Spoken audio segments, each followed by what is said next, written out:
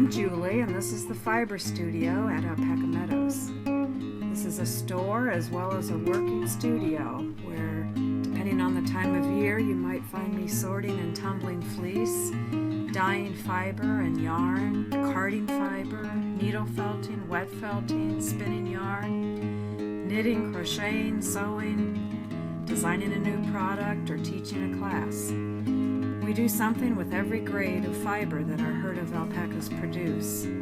Some of the fiber we send to a local mill to have roving, bats, yarn, rug yarn, or felt made, all of which are available for sale both in the Fiber Studio and through our online store at www.alpacameadows.com. Other fiber we wash, sometimes dye, and package to sell in its raw form.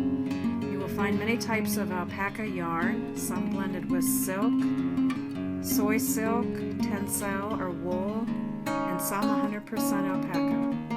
We have natural colors, hand-painted and hand-dyed. You will find many handmade items, fiber art kits, alpaca socks, blankets, rugs, hats, scarves, finger puppets, bluebird houses with free alpaca nesting material, and our latest addition, goat's milk soap.